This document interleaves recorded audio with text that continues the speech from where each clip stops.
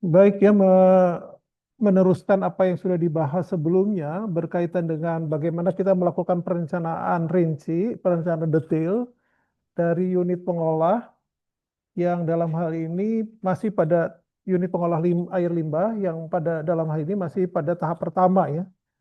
Jadi untuk tahap pertama seperti yang sudah disampaikan sebelumnya itu adalah sumur pengumpul. Setelah itu kita akan membahas aspek perencanaan untuk unit yang kedua yang biasanya adalah screen ya atau penyaring. Nah, mengapa screen ini diperlukan? Karena seperti kita ketahui, sistem pengaliran air limbah yang berasal dari sistem sewer itu adalah sistem yang terbuka sehingga berpeluang untuk adanya sampah atau kotoran atau masukan lainnya, pencemar lainnya yang berukuran besar sehingga mengganggu proses pengolahan secara umum. Jadi secara prinsip seperti itu ya, karena itu perlu disaring sebelum memasuki proses selanjutnya, terutama biasanya kalau proses ini melalui sistem mekanikal yang berupa pompa gitu ya. Jadi biasanya screen ini ditempatkan di depan unit pompa atau grid chamber. Eh, Screen itu sendiri itu terdiri dari apa yang disebut dengan bar screen ya, yang dalam hal ini berupa batangan-batangan besi yang pada prinsipnya berfungsi sebagai penyaring dengan jarak tertentu dan ketebalan tertentu dari barnya tersebut ya, yang bentuknya bisa berbentuk bulat ya, jadi seperti apa batang besi pada umumnya, eh, batang atau dari kawat ya, atau dari kawat mes yang berukuran kecil jadi berlubang begitu ya, atau bisa juga menggunakan perforated plate ya atau pelat yang dilubangi dengan diameter tertentu atau berupa kisi. Jadi secara prinsip itu intinya ya, tapi hakikatnya sama, yaitu kita ingin memisahkan partikel-partikel pencemar yang dalam hal ini bisa batuan, bisa daun, bisa batang pohon, bisa plastik, bisa apapun lah ya yang ada di dalam air limbah yang secara prinsip tidak terlalu menguntungkan apabila diolah dengan sistem pengolahan.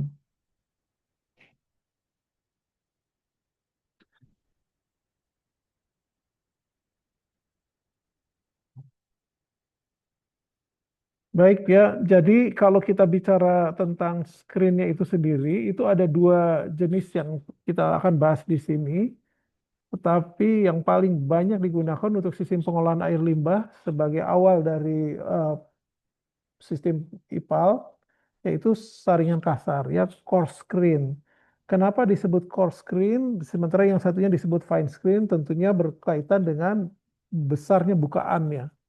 Jadi kalau istilahnya jarak bar satu dengan bar lainnya itu cukup lebar, ya, jadi antara 6 sampai 150 milimeter. Jadi ini kurang lebih berapa ya kalau disentikan 0,6 senti sampai 15 sentimeter ya. Maka itu berfungsi sebagai penyaring yang ditujukan untuk mengolah sampah-sampah yang bersifat kasar, plastik, batang pohon tadi yang seperti yang saya sampaikan ya. Dan harapannya itu bisa melindungi pompa atau katup ya, valve atau jaringan pipa dari adanya kemungkinan tersumbat gitu ya. Jadi ini perlu sekali dilakukan. Nah, tapi kalau misalnya jarak bukaannya itu ya antara bar satu dengan bar yang lain itu hanya sekitar 0,6 cm atau 6 mili atau lebih kecil daripada itu, maka itu termasuk kategori yang fine screen. Jadi artinya yang disaring itu otomatis adalah benda-benda pencemar yang ukurannya relatif kecil gitu ya. Jadi biasanya saringan pasir itu terdiri dari pelat yang berlubang atau kalau tidak kisi-kisi atau kawat yang dijalin sedemikian rupa ya sehingga mempunyai bukaan tertentu yang pada prinsipnya berfungsi sebagai saringan. Jadi itu ya. Nah ini adalah, saya penasaran ini kenapa nggak bisa hilang ya di bawah. Mungkin harus di itu ya, harus di apa, maksimumkan apa ini.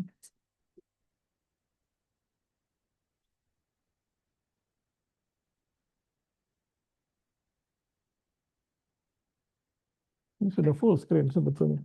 Ya sudahlah. Jadi apabila saudara melihat sistem screen-nya sendiri, ini seperti ini ya. Jadi yang di dalam gambar ini, ini adalah sistem screen yang terbuat dari metal dan itu sifatnya otomatis ya, jadi mekanikal ya, jadi bisa dibersihkan secara mekanik. Jadi setiap sampah yang sudah terkumpul, yang sudah tersaring, terpisahkan dari limbahnya itu nanti di scrap, diambil dengan menggunakan sistem pembersih yang menggunakan sistem mekaniknya. Saudara bisa mungkin mengunjungi kawasan di daerah situ ya, arah ke Pakuan City. Di situ ada Masjid Hijau. Nah, di sebelahnya itu atau di depannya itu ada sistem ini. Sama dengan ini kurang lebih. Sistem penyaring yang pada prinsipnya mekanik ya, mechanical.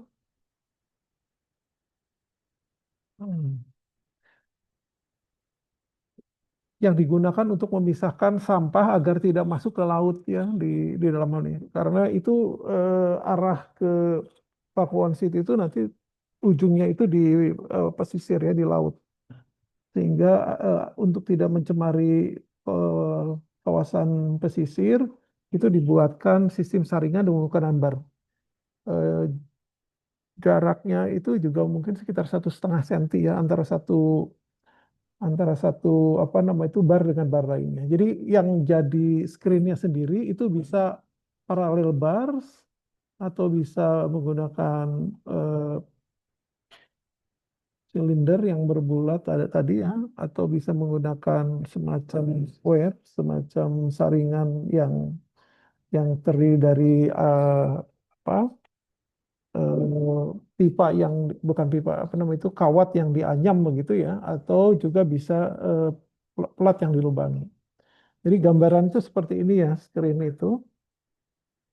Nah, tentang screen-nya sendiri, apabila saudara lihat dari mekanismenya, itu bisa ada lagi jenis screen yang bisa dilihat di sini ya. Jadi artinya di dalam kita membaca atau membuat core screen yang antara 6 sampai 105 mm ya, itu yang tadi kita lihat itu pada prinsipnya terbagi dalam dua bagian.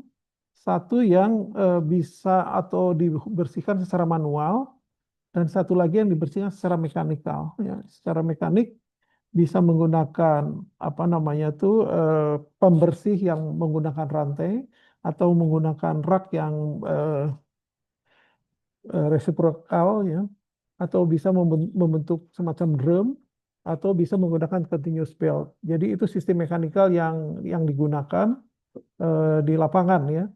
Terus tadi yang saya bilang tentang fine screen yang di bawah 6 mm itu bisa menggunakan sistem drum, sistem saringan biasa menggunakan kawat ya, atau plat yang dilubangi.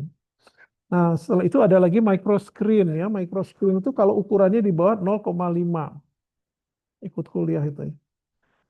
Di bawah 0,5 mikron.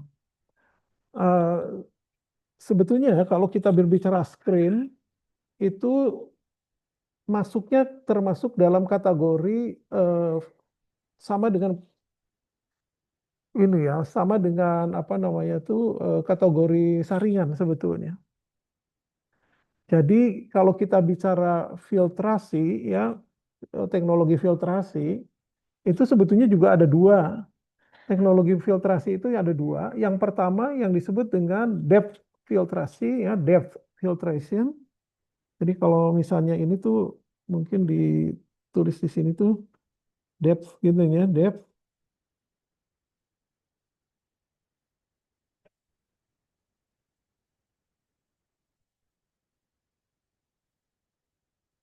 filtration ya. Ah, bagus ya.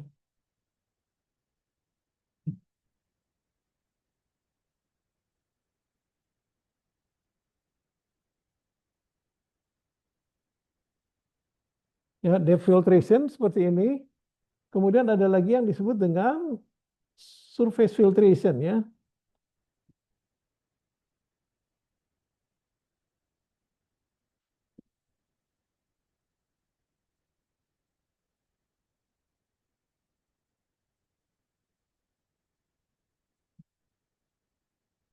Nah, jadi kalau kita bicara depth filtration tuh karena yang berfungsi sebagai penyaringnya itu adalah istilahnya badannya ya, bodinya gitu. Artinya di dalam hal ini yang menjadi contoh di lapangan itu misalnya saringan pasir padat, saringan pasir lambat.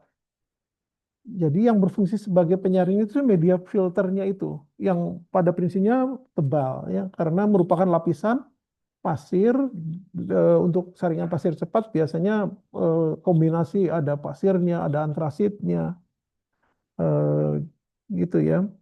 Nah, sehingga di dalam hal ini itu disebut dengan depth filtration. Terus kalau surface filtration yang berfungsi penyaringnya itu adalah permukaannya. Nah, permukaan itu dalam hal ini termasuk screening ini. Jadi sebetulnya screening ini termasuk kategori dalam keluarganya filtration. Tapi masuk ke dalam kategori surface filtration.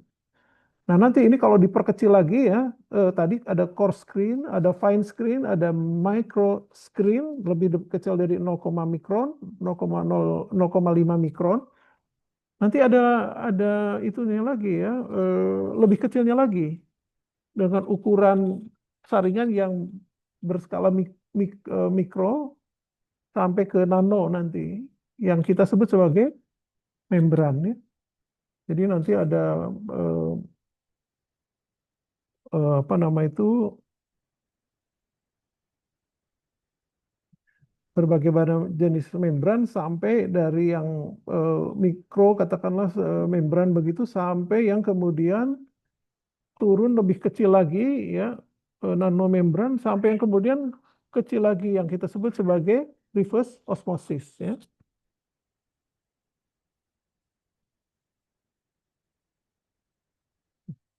Oke. Jadi secara prinsip seperti itu ya. Ketika kita bicara screening itu sebetulnya termasuk kategori filtration, tapi dalam hal ini surface filtration ya. Nah,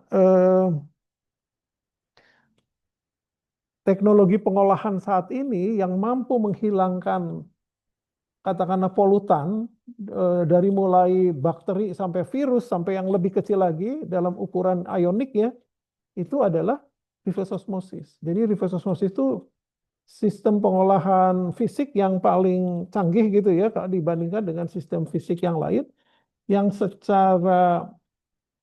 apa, secara real itu bisa memisahkan partikel sampai skala molekuler gitu ya. Pencemar yang berskala atom atau ionik bahkan gitu ya. Tidak hanya molekuler tapi sampai ionik. Jadi garam-garam misalnya itu diolah, makanya garam laut misalnya ya, atau itu diolah dengan menggunakan reverse osmosis ini karena secara prinsip bisa terpisahkan dari air. Oke ya. Nah, tadi kita kembali lagi kepada core screen yang kita bicarakan ya. Nah, ini kurang lebih seperti ini. Pertama ya jarak antara barnya itu antara 6 sampai 150 milimeter. Jadi 150 meter itu kurang lebih sekitar 15 cm ya jaraknya. Ya tergantung dari keperluannya untuk menyaring apa gitu ya. Di lapangan itu macam-macam. Kalau untuk air limbah tentunya pasti ya lebih kecil, jaraknya hanya 1-2 cm saja gitu ya. Kemudian apa maksudnya dari screen ini adalah untuk mencegah eh, operasi pada bagian downstreamnya. Kalau di downstreamnya itu atau di hilirnya itu ada pompa misalnya, maka dia melindungi pompa ya. Ada pengolahan pasir, maka dia mengolah membantu untuk proses pemisahan pasir tanpa harus tercampur dengan batuan atau dahan pohon tadi yang seperti saya bilang. Sehingga hal ini akan membantu pencegahan terjadinya penyumbatan pipa atau perangkat perpipaan lainnya ya seperti pelimpah maupun valve. Ya, jadi dengan demikian proses proses pengolahan di downstreamnya itu akan lebih lebih baik karena tidak terganggu oleh sampah-sampah yang tidak perlu gitu ya. Nah, sedangkan dalam proses ini kita bisa memilih antara menggunakan sistem yang manual atau menggunakan sistem yang mekanik dalam proses pembersihannya. Tadi sudah disampaikan berbagai macam jenisnya ya. Nah, ini adalah beberapa gambar yang berkaitan dengan jenis-jenis penyaring yang menggunakan sistem yang mekaniknya, pembersihan itu. Nah, ini yang menggunakan sistem rantai. Jadi di sini ada sistem pengeruknya yang pada prinsipnya akan mengangkat, ya akan mengangkat sampah-sampah yang terperangkap di eh, saringan tadi ya, dinaikkan ke atas. Kemudian nanti dari atas ini akan tumpah ke dalam suatu eh, tempat wadah yang pada prinsipnya menampung kotoran atau sampah-sampah tadi. Jadi dia akan dioperasikan dalam waktu yang reguler begitu ya. Atau menggunakan reciprocating rate. Ini menggunakan sistem ini ya, rak yang bergerak secara resiprokal. Cek, cek, cek, cek, gitu. Dan kalau lihat itunya tuh begitu. Dan pada saat yang bersamaan si sampahnya itu akan terangkat ke atas. Atau yang menggunakan sistem ini, quaternary, semacam drum gitu ya, yang hakikatnya kurang lebih sama untuk menggerakkan sistem pengangkut dari sampahnya, atau menggunakan sabuk ya, belt ya, yang bergerak secara kontinus seperti ini. Jadi hakikatnya sama, eh, tujuan dari apa mekanik ini hanya sekedar untuk mengambil, mengumpulkan sampah yang terperangkap di dalam raknya tersebut ya.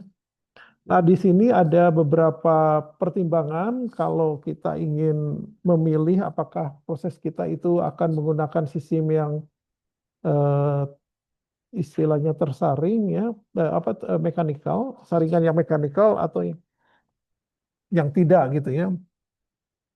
Nah, di sini nanti saudara tolong untuk membacanya dari berbagai macam jenis tipe saringannya ya, tipe pembersihnya. Apa kira-kira keuntungannya maupun kerugiannya. Tapi yang jelas kalau di kita itu ya karena yang masuk ke dalam badan air seperti contohnya di itu ya yang dekat Pakuan City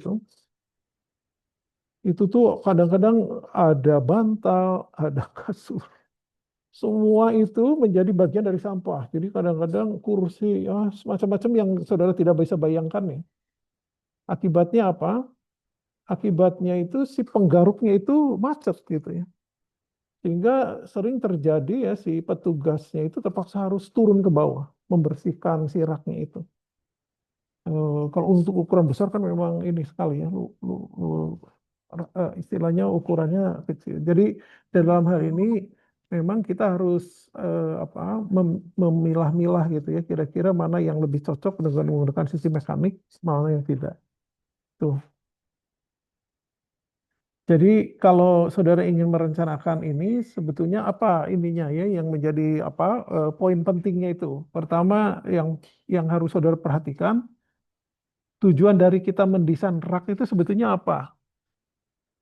Ya, tujuan kita mendesain rak itu bar racks itu adalah menentukan berapa jumlah bar yang harus dipasang, kan gitu kan? Saudara kan tidak bisa sembarangan saja tiba-tiba memilih raknya jaraknya sekian, lebarnya sekian. Tahunya dari mana gitu. Gitu ya, intinya begitu. Nah, supaya bisa mendesain secara pas ya berapa kira-kira bar yang harus disediakan dan masing-masing bar itu jaraknya berapa, Maka yang perlu saudara ketahui adalah bahwa prinsipnya didasarkan kepada apa yang disebut dengan approaching velocity. Maksudnya approaching velocity itu apa? Approaching velocity itu kecepatan yang harus mengalir di antara sela-sela barnya itu. Paham nggak maksudnya? Karena gini ya, misalnya air yang mengalir di dalam saluran pembawa air limbah itu kira-kira kecepatannya berapa? Saudara sudah belajar perencanaan dalam sistem penyaluran air limbah ya. Kira-kira berapa kecepatan yang lazim digunakan di dalam sistem penyaluran itu berapa? Range-nya berapa? Antar berapa sampai berapa? Itu harus diingat di luar kepala ya. Berapa? Antara berapa sampai berapa? Antara 0,6 sampai berapa? Maksimum itu bisa sampai 3 meter per detik. Itu yang saudara gunakan sebagai dasar untuk perencanaan spal kan?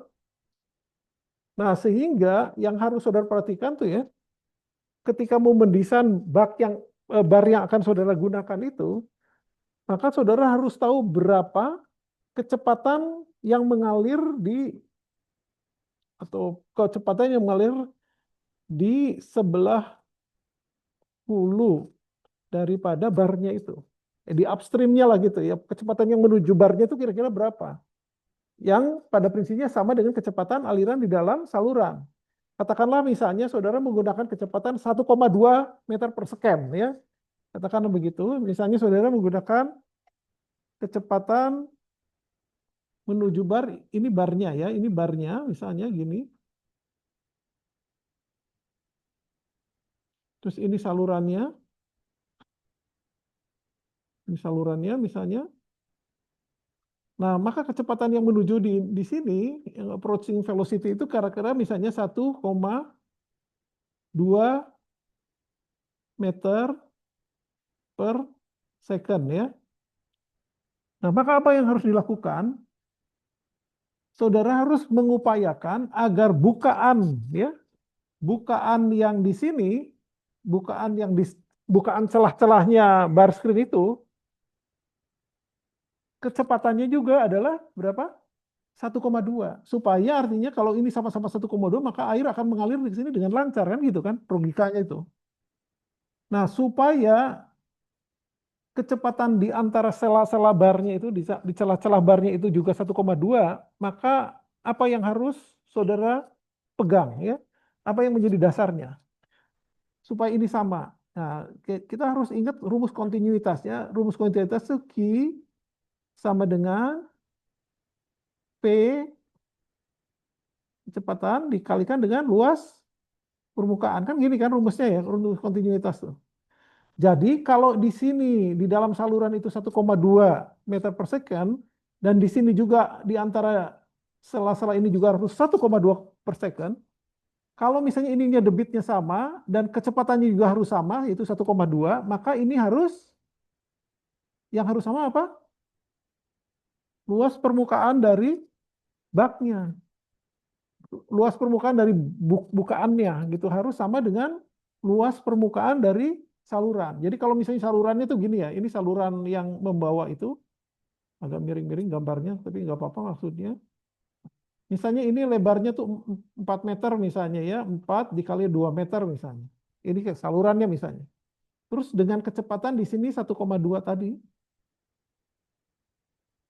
1,2 dan ininya tingginya 4, tingginya 2, kemudian lebarnya 4, maka bukaan yang ada ya misalnya ini kan bak apa namanya itu bar screen itu terdiri dari bar yang disusun secara ini ya secara paralel di sepanjang bak gitu kan.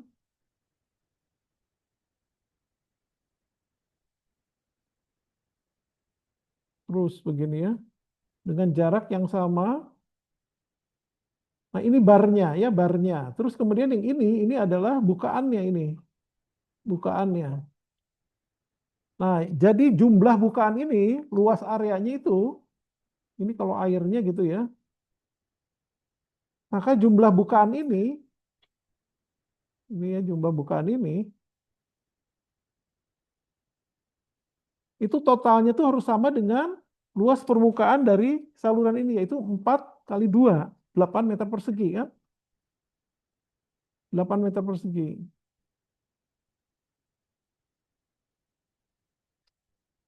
Nah, kalau tingginya sama, ya kalau tinggi airnya sama, yang masuk ke dalam ini, misalnya di sini ada air, ini kan yang saya gambar di sini, ini adalah ini ya, di dalam saluran, sementara yang ini adalah yang ini, yang screen-nya. Nah, kalau ketinggian di sini misalnya sama dengan ketinggian ini, ya sama-sama ketinggiannya 2 meter, berarti yang berpengaruh itu 4 meter. Yang berpengaruh adalah eh, lebarnya, bukan tingginya. Karena tingginya sama kan 2 meter. Nah, yang menjadi pertanyaan saya, sekiranya ya ini adalah bar screen, terus kemudian ketinggian muka airnya tuh sama 2 meter, antara di sebelah hulunya dan di dalam bar screen-nya, yaitu 2 meter, maka pertanyaan saya, apakah lebar dari bukaan bar screen ini totalnya, apakah sama dengan ini 4 meter apa tidak? Sama apa tidak?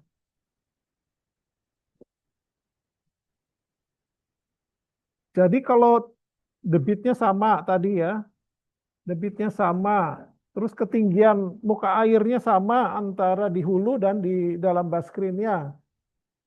Nah, apakah lebarnya juga sama apa tidak? Di sini saluran ini lebarnya 4. Nah, ini kira-kira 4 juga apa enggak ini? Hah? Maka jawabannya itu ya sama atau lebih besar dari 4 atau lebih kecil dari 4. Ayo, kok bisa lebih kecil dari 4?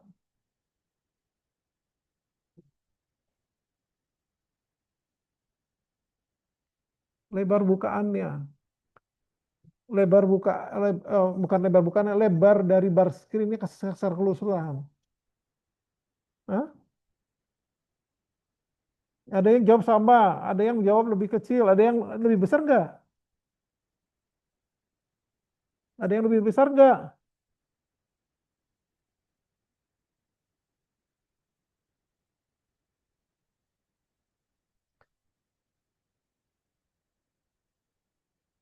Tidak ada yang jawab lebih besar?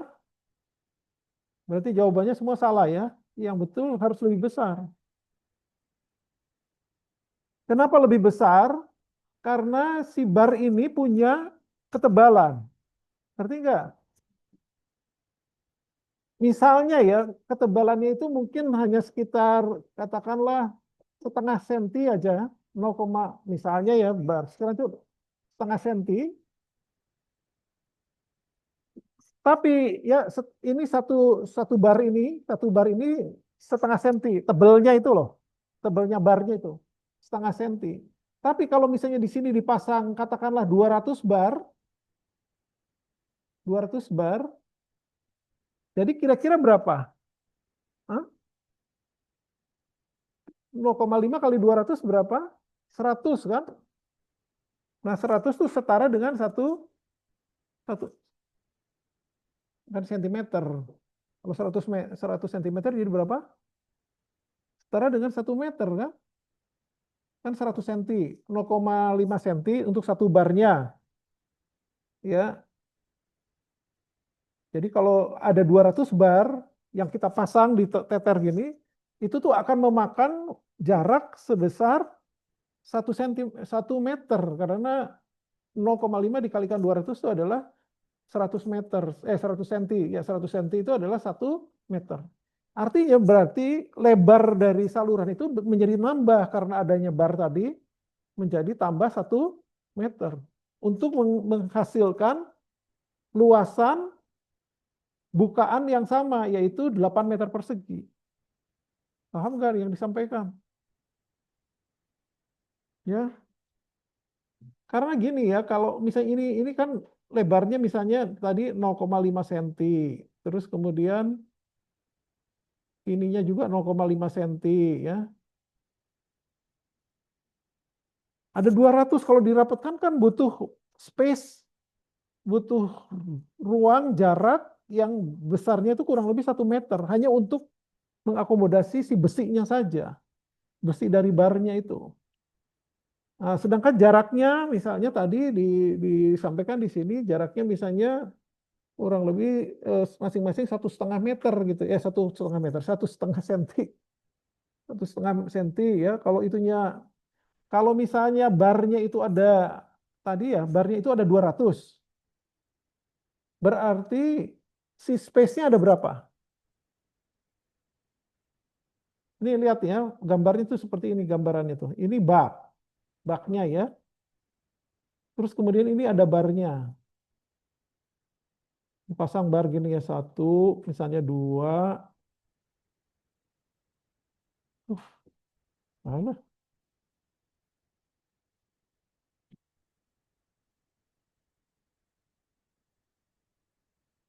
Hmm,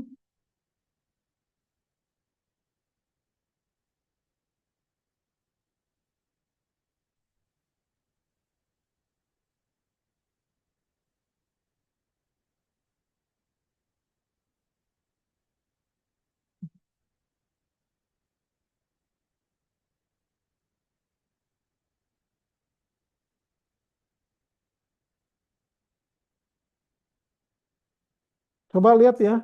Ini ada saluran. Saluran itu kita pasang 3 bar. 1, 2, 3.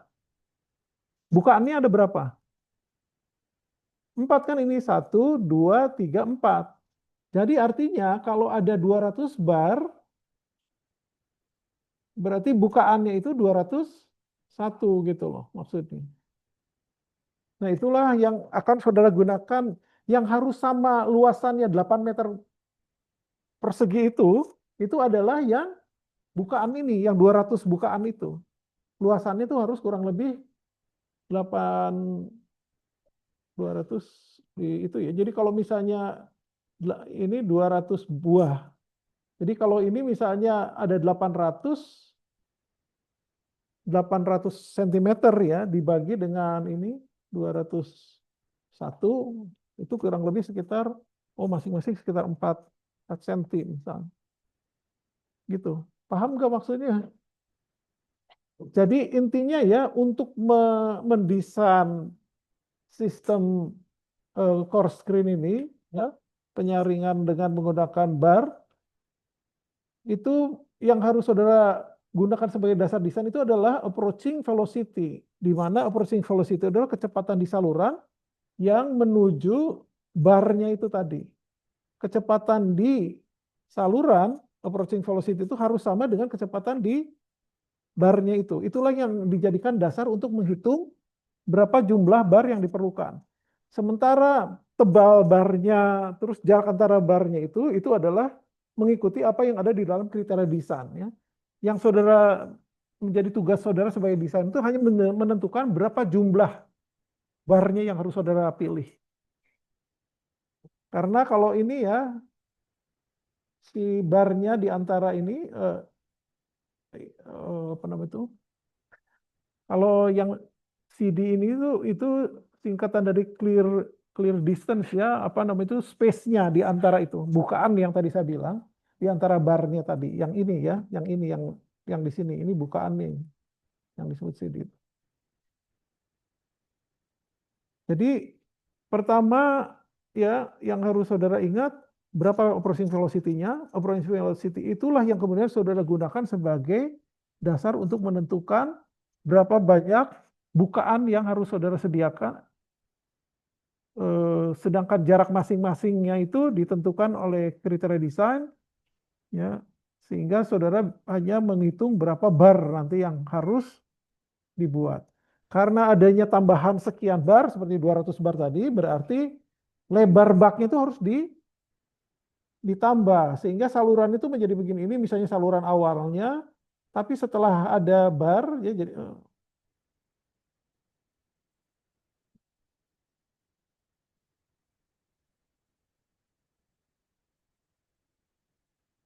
ya misalnya setelah ada barnya jadi begini nih ya. Nah, ini. Jadi di sini oh loh, loh, loh. Saya aja kesemutan terus nih pakai ini.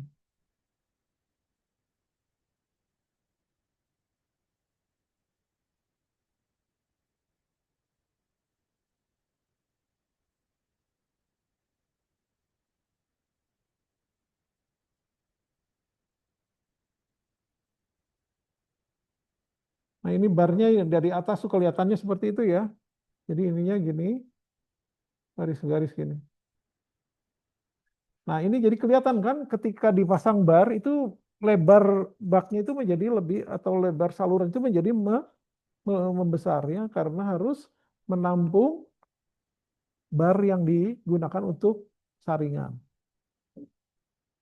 Nah, terus kalau kalau itu ya berarti di sini secara prinsip saudara sudah belajar bagaimana menentukan berapa banyak bar yang harus dipakai dan bar yang dipakai itu kemudian memberi konsekuensi berapa harus memperlebar saluran tadi sudah digambarkan. Nah, terus selanjutnya apa yang harus saudara lakukan? Selanjutnya harus menghitung berapa head loss yang terjadi saat air tersebut melalui saluran, melalui bar tadi. Kenapa ini perlu dilakukan? Karena ya, karena seperti yang sudah saya sampaikan, kita kan harus menghitung berapa kehilangan energi yang terjadi setiap ada proses pengaliran dari satu unit ke unit yang lain. Kalau yang pada waktu preliminary design, saudara bar screen cuma 0,5 gitu atau 0,30, hanya berdasarkan perkiraan saja yang pendekatannya hanya didasarkan pada apa yang dicantumkan di kriteria desain. Tapi dalam proses desain detail DED, saudara harus menghitung berapa kira-kira head loss yang terjadi pada saat melalui bar. Itu satu. Terus tujuan keduanya apa? Tujuannya kedua itu kita eh, menghitung head loss itu adalah untuk mengetahui berapa terjadinya perubahan ketinggian air di hulu dan hilirnya bar screen. Kenapa? Karena pada saat nanti ada sampah, ranting, pohon, batuan yang tertahan di dalam bar screen itu, maka kan luas permukaannya itu akan tertutup sebagian kan, betul tidak? Karena tertutup oleh adanya plastik dan kertas dan sebagainya, sampah tadi. Nah, ini menunjukkan adanya penutupan sebagian luas permukaan dari bak, dari bukan dari bak, dari bar ya. Kalau ininya tertutup, apa yang terjadi? Atau katakanlah kalau sebagian dari bukaannya itu tertutup oleh sampah, apa yang terjadi? Karena ini lihat ya, A-nya kan menjadi lebih kecil, betul tidak? Yang tadinya A-nya itu ini menjadi karena tersumbat, misalnya jadi 70% tersumbat, menjadi 30%. Nah, apa yang terjadi kalau A kecil, apa yang terjadi? Kalau Q tepat, hmm? Nah, jadi terjadi kehilangan energi yang lebih tinggi kan? Kalau terjadi kehilangan energi lebih tinggi secara alamiah, air itu akan berusaha mengatasinya dengan menaikkan dirinya gitu ya. Karena adanya kehilangan-kehilangan. Jadi kalau misalnya ini katakanlah tadi ya, hmm,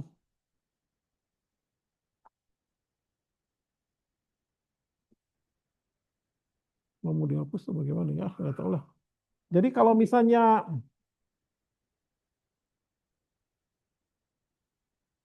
nah ini ya bar bar screen itu gini misalnya, terus ini salurannya, sampai bawah ya. Nah, ini pada waktu keadaan masih bersih ya, dia bisa dikatakan kehilangan tekanan yang terjadi pada waktu masih bersih ini relatif kecil. Jadi antara hulu dan hilir dari bar screen ini masih kurang lebih sama. Tapi setelah, ya bedanya sedikit lah. Tapi setelah ini mengalami clogging, di sini ada banyak sampah, ini akibatnya jadi naik, gitu ya. Jadi naik. Baru, nah begitu. Nah, jadi fungsinya kita menghitung head loss melalui bar screen, terutama saat terjadi clogging, adalah untuk menentukan berapa tinggi muka air di di sebelah hulu dari bar screen-nya. Kenapa? Sebab kalau misalnya kita mendesainnya begini ya, misalnya ya tadi ini dinding bak ya, ini dinding bak. Terus ini ketika terjadi naik ini, ketika ini tersumbatnya dan itu tidak segera dibersihkan, air kan naik kan. Ini bisa tumpah keluar gitu ya, sehingga jadi kurang higienis. Padahal di sisi lain tujuan mengolah limbah itu selain mengolah kadar pencemarnya juga mengisolasi bahayanya gitu ya. Jadi tidak menyebar kemana-mana. Jadi jangan sampai dia melimpah keluar. Nah, jadi kalau misalnya kita hitung head loss-nya pada saat bersih 10 cm gitu. Tapi pada saat ini hampir 1 meter misalnya ya, pada saat clogging-nya itu mencapai 70% misalnya. Walaupun seharusnya tidak boleh ya, tidak dibersihkan rutin. Itu tuh bisa naik 1 meter, nah berarti dinding di sebelah hulu dari gars itu harus lebih tinggi dari ketinggian muka air ketika tadi. Jadi misalnya jarak yang sebelumnya itu naik ketinggian muka air yang tadinya tuh cuma 0,5 naik 1 meter jadi 1,5. Berarti dindingnya tuh harus lebih tinggi dari 1,5 itu. Dinding di sebelah hulunya yaitu misalnya 1,7 meter gitu. Jadi intinya begitu ya. Mengapa kita memerlukan itu. Terus yang perlu dihitung lagi dalam detail desain ini apa? Yaitu berapa jumlah sampah yang berhasil disaring untuk setiap debit yang diolah. Kenapa tujuannya adalah untuk merencanakan lokasi untuk istilahnya menstorasi atau menyimpan sementara sampah yang tersaring. Paham nggak maksudnya? Nah, itu intinya ya. Jadi mendesain itu pada prinsipnya ya saudara diminta untuk menghitung berapa jumlah ya jumlah apa bar yang harus disediakan, tapi itu tentunya berdasarkan kriteria yang sudah saudara tentukan sejak awal, yaitu apakah sistemnya itu mau mechanical atau mau manual sistem pembersihannya, karena nanti mempunyai konsekuensi yang berbeda ya. Kalau misalnya mechanical itu bisa 90 derajat sih, itunya tuh begini, si screen-nya itu. Tapi kalau untuk yang manual itu kita menempatkannya itu tidak boleh 90 derajat, tapi mungkin maksimum hanya 60 derajat gitu.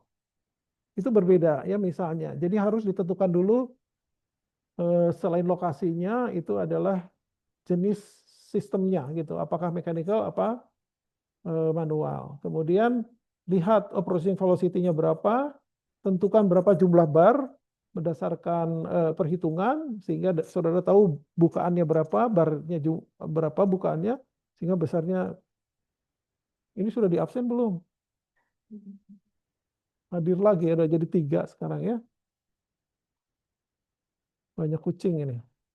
Ya, ketika saudara sudah mengetahui berapa barnya, berarti konsekuensinya saudara bisa mendesain baknya untuk menyimpan bar screen-nya itu ada berapa, ya. Lebar totalnya itu berapa, panjangnya harus berapa. Karena luasan luas apa istilahnya dimensi daripada baknya itu ketika ini dilebarkan, maka yang memanjangnya pun harus disesuaikan.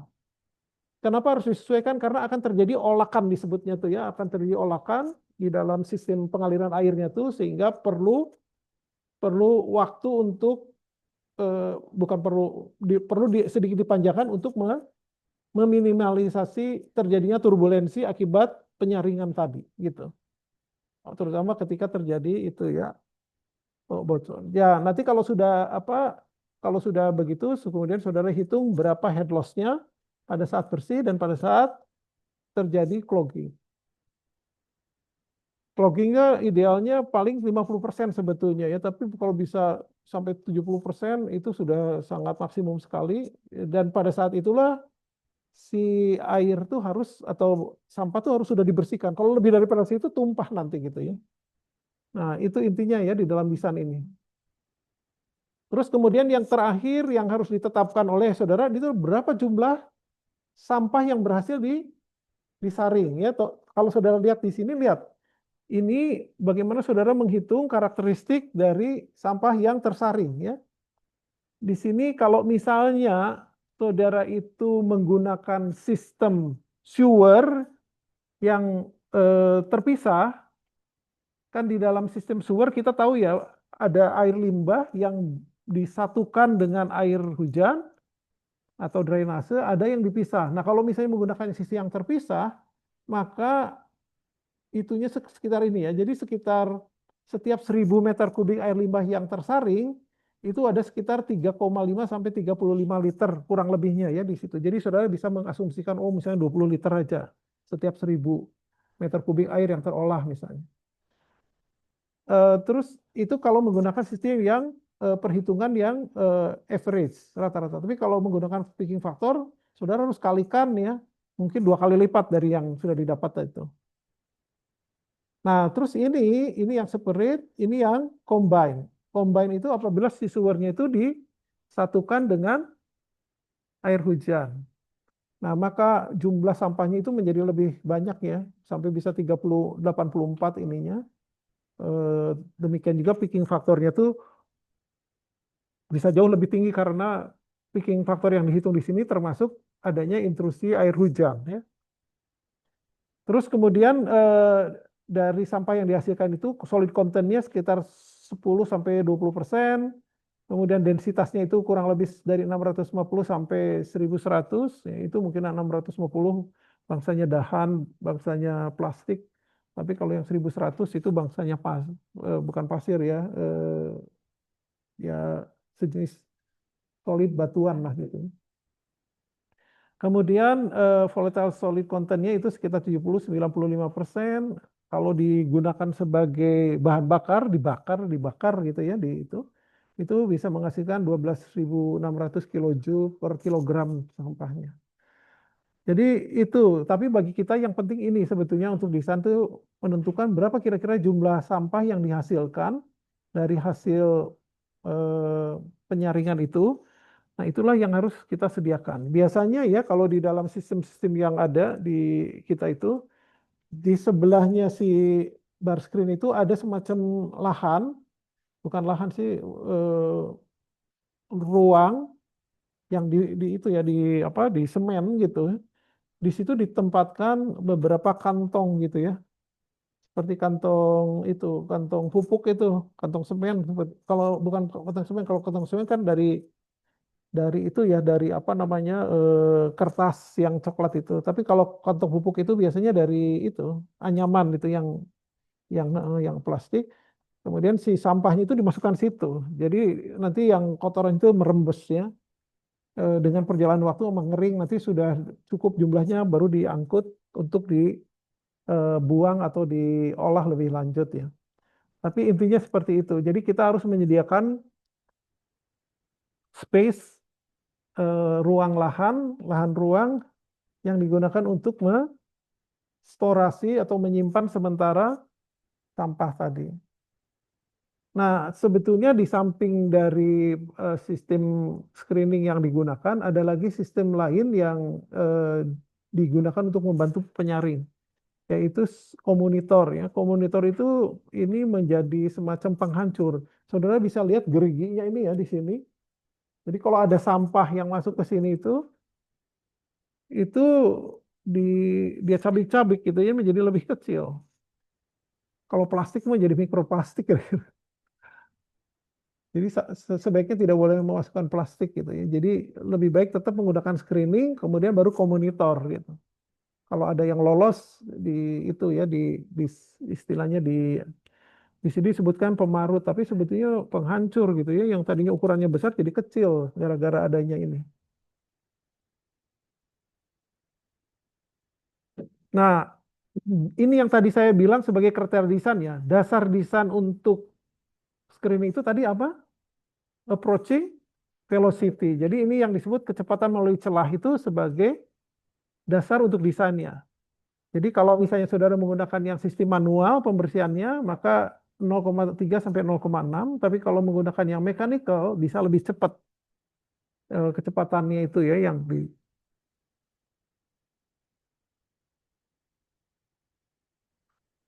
Terus yang disebut dengan di sini lebar bar itu ketebalan dari barnya. Ya, tadi antara 5 sampai 15. Jadi ya tadi saya bilang antara 0,5 sampai 1,5 cm ketebalan besinya itu. Ya, seperti itu kan. Terus kemudian yang disebut kedalaman itu adalah kalau ini tebelnya, ini yang ke belakangnya. Ngerti nggak maksudnya? Ini ya kalau saya gambar tuh gini nih.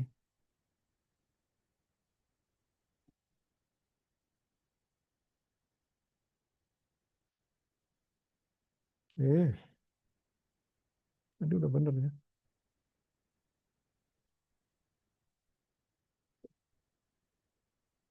Jadi yang disebut B itu, yang disebut lebarnya itu yang ini, ketebalannya ya. Arah arah airnya kalau mengalir begitu airnya tuh. Di sela-selanya ini ya mengalir. Nah, yang disebut dengan kedalaman itu sebetulnya D ini, ya. Arah arah sejajar dengan pengalirannya ke dalam. Mengerti nggak? Jadi ini kalau ini batangnya panjang ini ya, W itu yang disebut W itu yang ini nih. Sementara yang disebut kedalaman yang ini, ininya, kedalaman ini.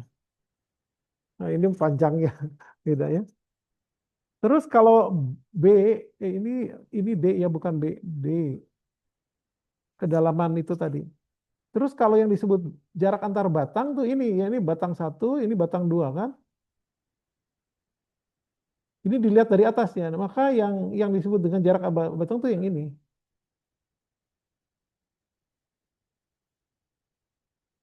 Ini yang disebut dengan B ya. Oh, gitu ya.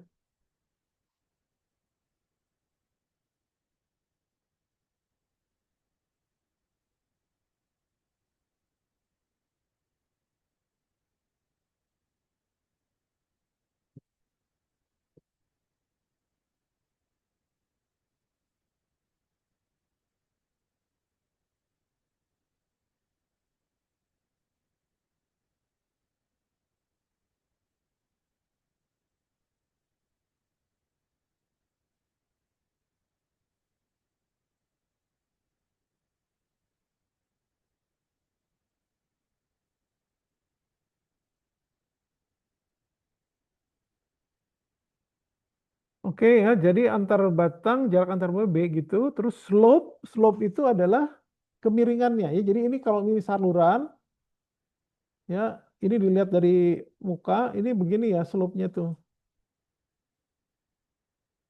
Biasanya dihitung dari kemiringan itu berhitung dari jarak vertikal, gini nih ya, kemiringannya. Nah, misalnya ini 30 derajat ya, 30 derajat berarti ini 60 derajatnya gitu. Paham ya? Jadi slope batang vertikal antara 30 sampai 45. Tapi kalau yang manual, yang mechanical itu bisa dari nol. Jadi artinya bisa tegak lurus gitu. Masangnya itu bisa gini, tegak lurus ya. Ini 0 derajat. Gitu. Kenapa bisa tegak lurus? Karena kan pakai scrap pakai penggaruk gitu ya, Pak. Pembersihan itu menggunakan mechanical jadi lebih mudah untuk sistem yang seperti itu. Nah, kemudian head loss yang diizinkan saat bersih itu kurang lebih sekitar 15 cm ya. Kalau di sini 15 sampai 60 cm head loss-nya itu. Pertanyaannya, Pak, kalau misalnya apa lebih daripada itu atau kurang dari itu ya diatur ininya, diatur apa namanya celah barnya itu kedalaman antar ban itu ya ini diatur supaya jatuh head loss-nya pada saat bersih sekian. Gitu. Intinya gitulah ya. Memang kalau dalam desain itu kita tidak bisa sekaligus langsung dapat angka. Kita harus cek dulu sehingga semuanya terpenuhi ya. Sudah dapat jumlah barnya, kemudian sudah tahu kemiringannya dan sebagainya. Tapi ketika dihitung overhead loss-nya itu ternyata kebesaran. Jadi kalau kebesaran berarti terlalu regep gitu, terlalu apa istilahnya? ketat gitu ya jaraknya. Harus dilebarkan lagi. Jadi ini harus lebar lagi gitu seterusnya gitu ya.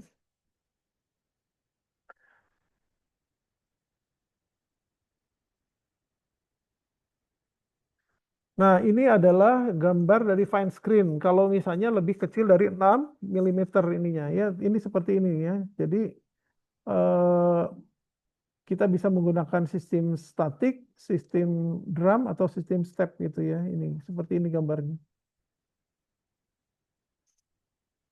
Biasanya ini dipakai di industri ya. Jadi tidak perlu terlalu ini.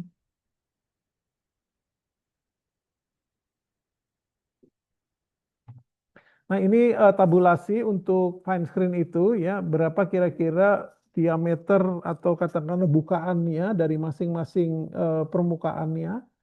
Ya, di sini dari ada yang 0,25 sampai 2,5 mili, ya, kecil-kecil secara prinsipnya.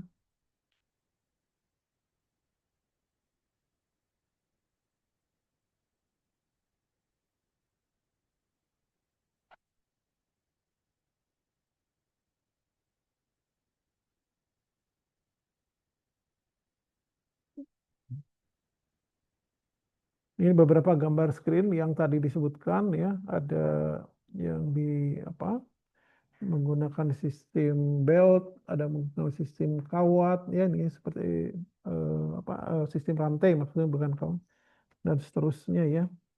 Tapi intinya tuh kurang lebih seperti ini.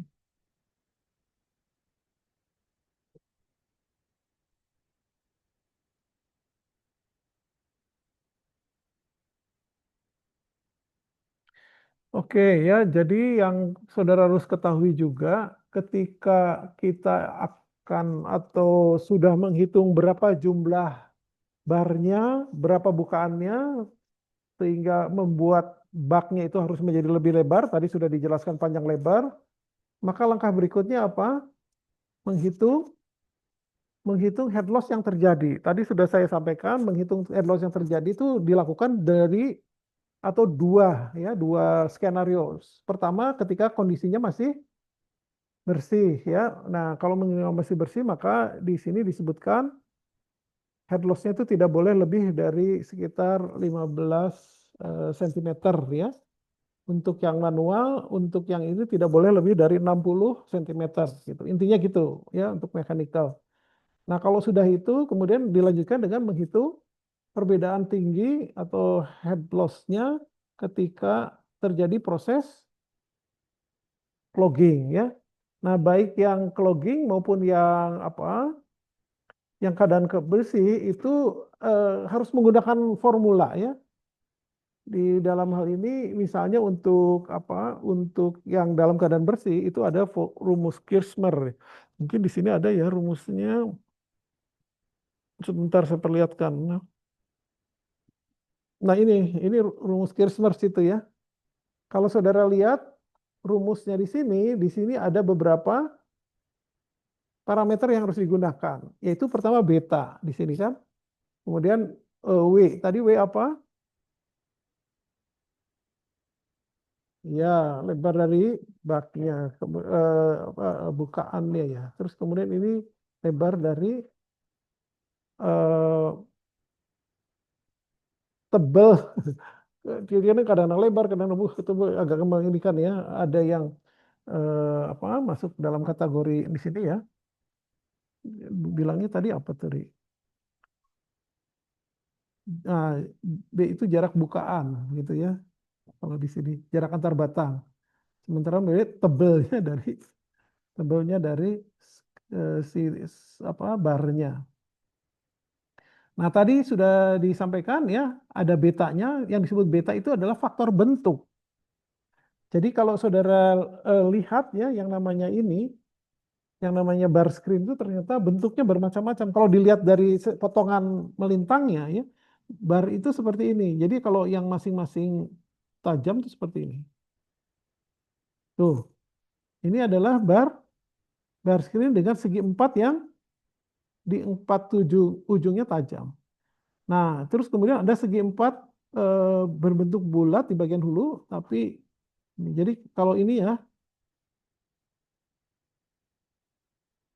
nah ininya gini, nah gini. Nah, gini ya. Ini arah alirannya dari sana ya.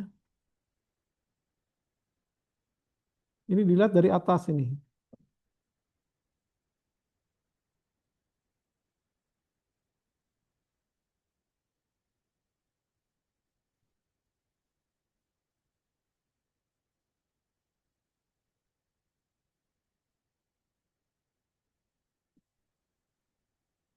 Nah, gitu ya. Dari atas. Terus kemudian yang berbentuk bulat otomatis bulat gini ya. Karena berbentuk silinder.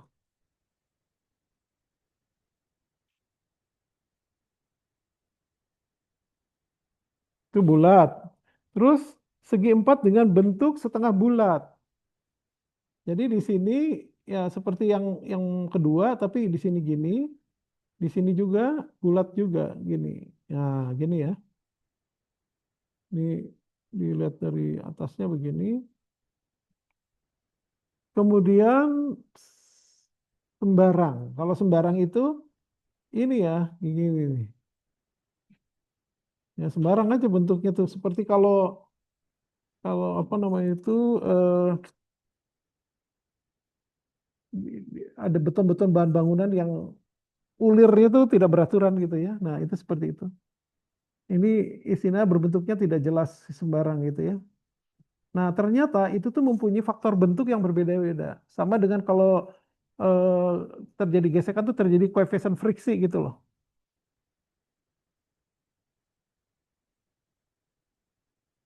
Jadi ini ya eh, ada yang berbentuk ini itu 2,4, ini 1,83, ini 1,7 dan seterusnya ya. Jadi saudara harus memasukkan itu di dalam sistem perumusan. Nah, ini yang disebut dengan alur perencanaan bar screen. Jadi kalau misalnya saudara memulai perencanaan itu saudara harus merencanakan dulu bar yang akan digunakan tuh jenis yang mana ya. Terus kemudian tebalnya akan berapa masing-masing, terus jarak antara space antara ininya berapa.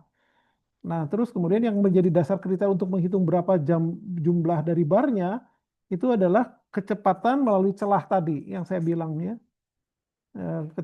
Melalui celah sehingga kemudian dari situ kita akan tahu berapa batang dari itunya, kemudian batang dari barnya, kemudian nanti dari situ saudara bisa memperkirakan berapa lebar yang harus ditambahkan terhadap saluran karena adanya pemasangan dari bar screen. Jadi melebar tadi seperti saya bilang ya.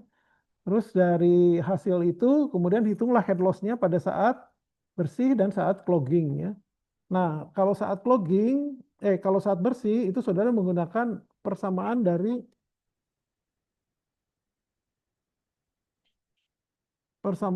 ini ya, persamaan dari eh,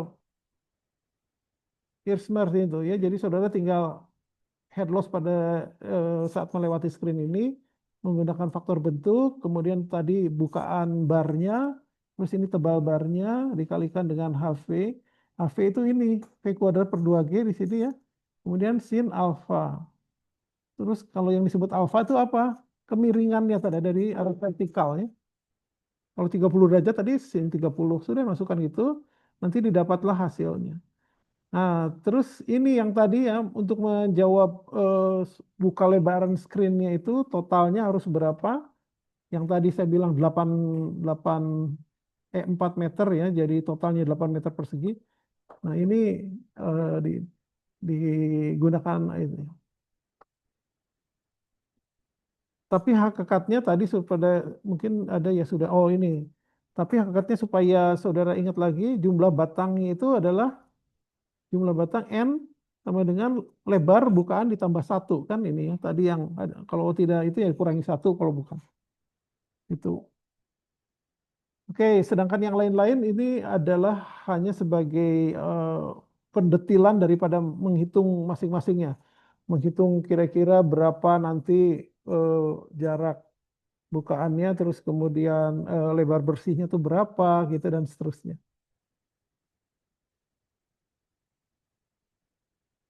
Nah, kalau misalnya saudara sudah bisa menghitung berapa head loss-nya itu, maka saudara bisa menghitung berapa tinggi air di atas bar screen-nya tadi, di sebelah hulu. Tapi sederhananya sih, ya permukaan air awal ditambah dengan peningkatan akibat tadinya clogging gitu. Jadi secara prinsip itu sederhananya begitu ya. Nah, tadi sudah saya sampaikan, kita juga selain menghitung pada saat kondisi bersih, juga kita harus menghitung pada saat kondisi terjadi clogging untuk mengantisipasi berapa jumlah kenaikan air di sebelah hulu dari bar screen-nya. Ya, di sini kita tahu bahwa kalau misalnya clogging itu 50%, maka rumusnya menjadi seperti ini. Pertama yang harus saudara pahami adalah kalau clogging 50% kan kecepatannya berarti berubah menjadi berapa kali? Hah? Kenapa? Ya, kalau kecepatan, kalau misalnya ya luas permukaannya berkurang setengahnya, maka kecepatannya naik menjadi 2 kali lipat kan gitu. Nah, makanya ini yang kemudian ditulis di sini. Kalau kecepatan pada saat clogging itu adalah debit dikalikan dengan setengah WS, karena lebarnya menjadi berkurang setengahnya, dikalikan dengan panjangnya itu, panjang lebar, jadi luas permukaannya menjadi 2 kali lipat. Nah, sehingga head loss-nya juga di sini ini ya menjadi lebih besar. PS aksen itu yang ini, ya ini tuh yang ini. Pada saat clogging dikurangi pada saat normal, itu adalah total head loss-nya. Gitu. Intinya gitu ya. Ini rumusnya yang saudara gunakan untuk menghitung berapa total head loss ketika 50% dari permukaan screen-nya itu tertutup oleh sampah. Ini tadi notasi-notasinya ya, saya kira begitu. Oke, ada pertanyaan nggak di sini?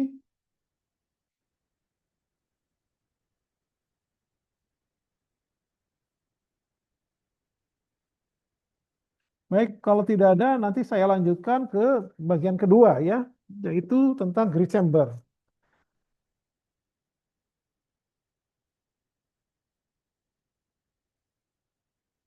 Jadi minggu depan itu kan satu lagi kuliah ya, yaitu bak pengendap satu khusus, terus kemudian minggu depannya lagi UTS ya.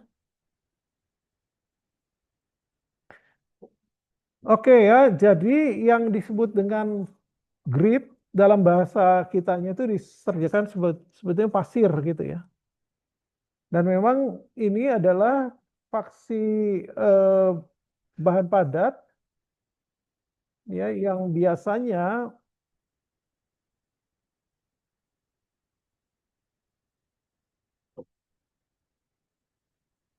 kalau menurut saya ini bukan fraksi organik ya, fraksi ini, fraksi anorganik gitu. Karena biasanya eh, apa namanya itu terbuat dari silika gitu ya atau sejenis itu.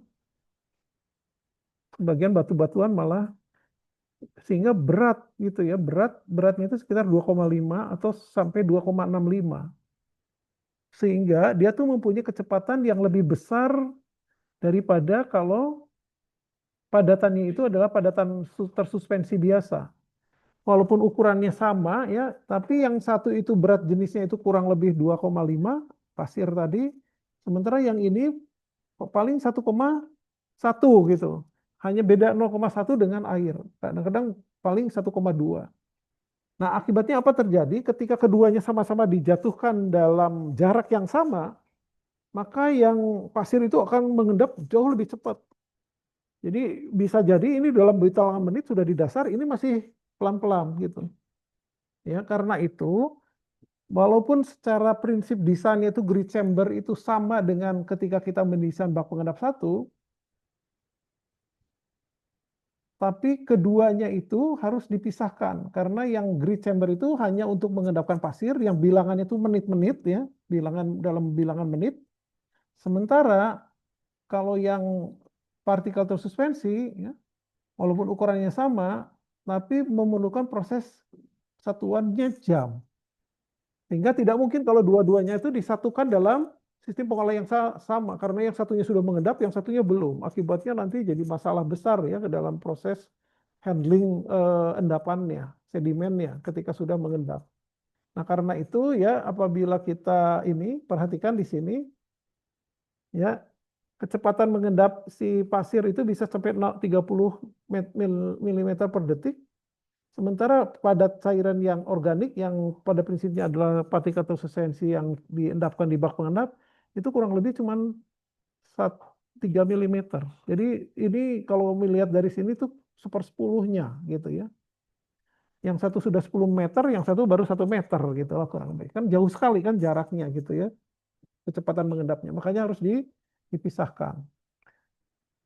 Nah, ini hanya sekedar memberikan ilustrasi kepada saudara ya, ketika ini adalah partikel tersuspensi yang organik, yang ini adalah partikel pasir, grit tadi. Nah, kecepatan pengendapannya itu dipengaruhi oleh apa? Massa jenisnya. Kalau pasir itu sekitar 2.650, sementara organik 1,150. Tadi yang seperti saya bilang ya, yang pasir itu antara 2,5 sampai 2,65. Sementara kalau organik itu kurang lebih 1,05 sampai 1,2 gitu ya dari ini. Jadi perbedaan ini sudah dilakukan eksperimen ya untuk ukuran yang berbeda. Jadi kalau pasir dengan massa jenis 2650 dan partikel tersuspensi dengan massa jenis 1150 ya dengan diameter partikel yang berbeda-beda ini 0,05 sampai 0,5 itu kecepatan pengendapannya itu akan berbeda. Jadi kalau ini 0,05 kecepatan pengendapan pasir itu 6 meter per jam, sementara kalau ini 1. Jadi perbandingannya itu 1:6 ya. Tapi kalau ukuran yang untuk besar 0,5 perbandingannya tuh ini 61, ini 258. Berapa tuh?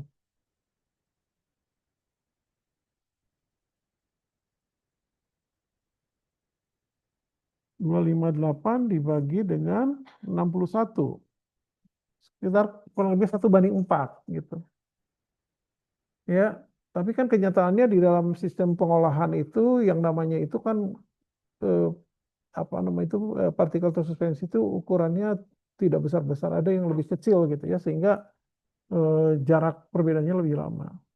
Nah, itu intinya ya, mengapa harus dilakukan proses pemisahan di dalam unit yang berbeda. Ya, grid sendiri, partikel tersuspensi sendiri.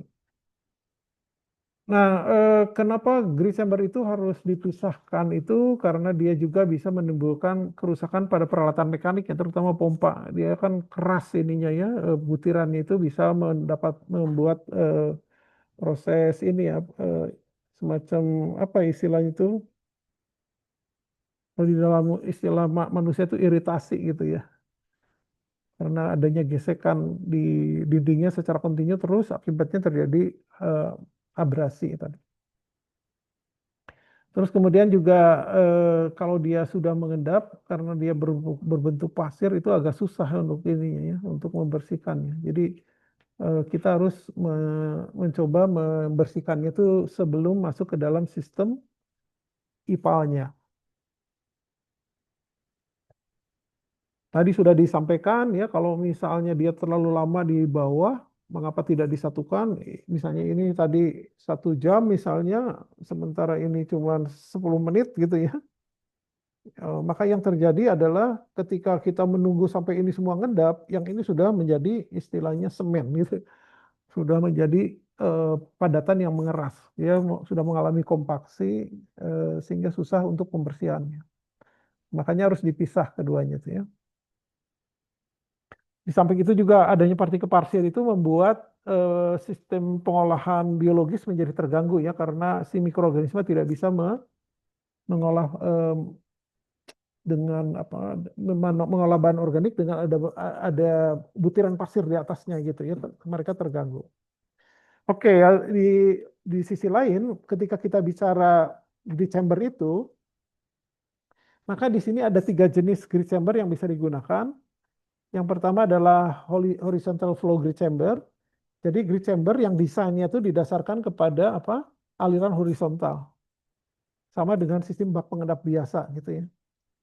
Terus ada lagi yang aerated grid chamber. Jadi proses pengendapan pasir di dalam kolam ini itu di-trigger atau dipicu atau digerakkan oleh oleh adanya proses aerasi di sepanjang dinding dari ininya, ya, di sepanjang kolam grid chambernya.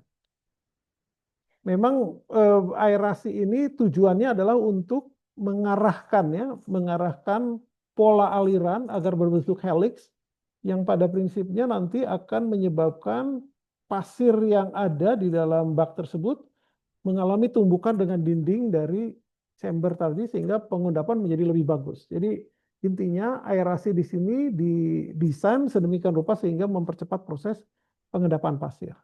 Kemudian vortex grid chamber. Vortex grid chamber itu seperti teacup gitu ya, seperti cangkir teh gitu ya. Ini sistem karena berbentuk silinder begini ya, dan itu memanfaatkan gaya sentrifugal yang pada prinsipnya dimiliki kalau berbentuk vortex seperti ini. Silinder tapi di bagian tertentunya itu berbentuk apa namanya itu kerucut gitu ya. Nah, jadi ada 3 jenis yang digunakan. Eh, Kembali ya, ketika kita ingin mendesainnya, apa saja yang harus saudara pertimbangkan kalau untuk grid chamber? Berarti yang harus saudara desain pertama adalah sisi pengendapannya. Bagaimana supaya semua pasir yang ada itu mengendap. Nah, dasar dari proses desainnya itu menggunakan apa? Menggunakan apa yang disebut dengan settling velocity ya. Ingat ya ini. Jadi settling velocity itu digunakan sebagai acuan dalam menentukan dimensi bak. Cuma yang diketahui di sini ya, biasanya settling velocity yang digunakan untuk desain itu ada 2 ya, ada yang 0,21, ada yang 0,15 ininya tuh. Berarti gini ya maksudnya ya, jadi di dalam bak atau di dalam air limbah itu yang masih mengandung pencemar pasir, pasirnya itu ada beberapa ukuran. Ya, ada yang ukurannya kecil, ada yang ukuran besar dengan porsi tertentu gitu loh. Nah, biasanya ya di dalam sistem ini berdasarkan hasil apa percobaan maupun uji coba maupun prakteknya di lapangan, biasanya itu mayoritas eh, pasir itu berada dalam kisaran ini 0,15 dan 0,21. Ya, jadi itu sebabnya saudara bisa mendesain dengan menggunakan kecepatan pengendapan yang kedua itu. Kenapa harus menggunakan kecepatan pengendapan? Ingat ya, tadi rumus kontinuitasnya, lihat tadi ini Q itu sama dengan apa tadi? P dikalikan A. Nah, yang harus saudara ketahui ya, yang dimaksud P dan A itu harus tegak lurus. Jadi kalau misalnya arah alirannya tuh V-nya itu ke sini, kalau V-nya arahnya ke sini horizontal, maka yang dimaksud A itu apanya? A yang mana? Yang tegak lurus terhadap arah aliran. Jadi yang mana? Jadi yang ini ya. Kalau dalam bak berarti ya yang ini V-nya, ini A-nya. Berarti ini tuh adalah apa? Lebar ya. Lebar itu dalam bahasa ininya apa? L ya. Lebar bukan length. Lebar bahasa Indonesianya. Terus ini apa? Ting tinggi H. Gitu loh. Tapi ya kalau misalnya arah alirannya ke sini, arah alirannya ke sini, ini yang disebut dengan settling velocity VS, kecepatan pengendapan kan kalau aliran itu ya ketika air mengalir ke dalam bak, ketika air mengalir dalam bak, alirannya sendiri ya ini air mengalir ke bak, alirannya sendiri cenderung mengalir secara horizontal kan, yang kita sebut dengan VH. Tapi ketika sudah masuk bak ini, partikel-partikel yang ukuran besar dia mengalami proses terpengaruh oleh gaya gravity, jadi proses pengendap. Dia cenderung untuk settling kan. Ini yang disebut dengan V settling VS. Kalau ini disebabkan oleh aliran airnya yang masuk, kalau Vs itu disebabkan oleh partikelnya, berat partikelnya masing-masing. Itu ngerti nggak? Nah, kenapa digunakan Vs sebagai dasar desain? Karena kalau Vs itu, maka sebetulnya dia akan menentukan apa? Luas yang mana? Luas permukaan dari bar. Jadi kalau ini tadi L, ini adalah P-nya, panjang dari bak. Jadi ini lu A surface kita sebutnya, A surface.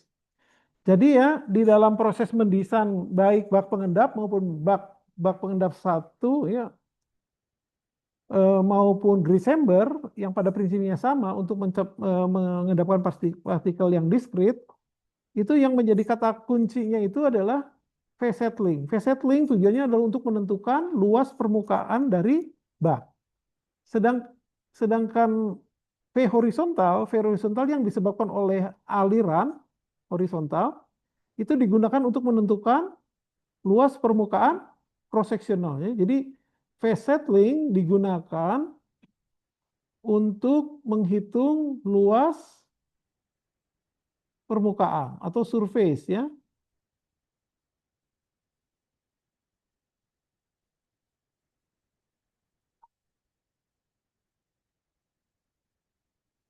Phase settling kecepatan pengendapan partikel digunakan untuk menghitung menentukan luas permukaan. Tapi kalau P horizontal, kalau horizontal itu ini ditentukan ini oleh partikel, ini ditentukan oleh aliran airnya ya. pH ditentukan untuk digunakan untuk menentukan A cross sectional ya. Sudah kan kalau cross-nya tahu, surface-nya tahu, kita berarti bisa menentukan panjang lebar tingginya. Sudah selesai gitu ya. Jadi surface itu pada prinsipnya adalah tadi P dikalikan L. Sementara ini adalah L dikalikan dengan H. Ini L ya. L dikalikan dengan H. Ini L, ini lebar. Nah, itu sebabnya saudara bisa melihat di sini ya. Ini horizontal velocity, ini yang dimaksud untuk menentukan ini. Panjang kali lebar. Sementara yang settling velocity itu untuk menentukan panjang kali lebar, ini panjang kali kedalaman tadi ya, across. Maaf ya. Jadi horizontal velocity itu digunakan untuk menentukan lebar dikalikan dengan kedalaman. Ini kok kayak P terus ya dari tadi. Sementara ini panjang kali lebar. Itu yang disebut dengan surface. Ya, surface dihitung berdasarkan settling velocity. Cuma saudara bisa menggunakan yang nomor satu ini atau bisa menggunakan nomor dua ini. Jadi mendesain itu didasarkan kecepatan velocity yang rendah dengan kecepatan velocity yang tinggi, yaitu 0,21 yang tinggi, 0,15 yang rendah. Cuman yang harus saudara ketahui ya, kalau saudara menggunakan settling velocity yang 0,15, baknya akan lebih besar atau lebih kecil dari yang 0,21.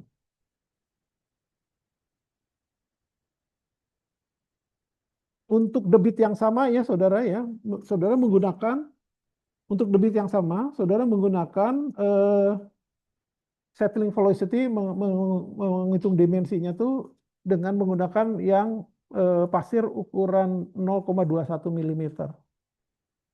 Satu lagi bak bak yang sama, bak yang satunya menggunakan debit yang sama, tetapi menggunakan settling velocity untuk pasir yang ukurannya 0,15. Pertanyaan saya mana yang dimensinya lebih besar?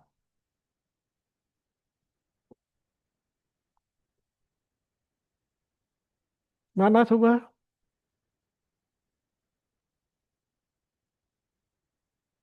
Siapa yang jawab lebih kecil?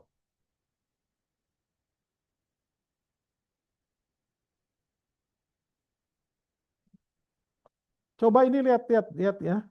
Kalau ini debit, ya debit itu sama dengan V dikalikan A. Ya, kalau debitnya tetap misalnya.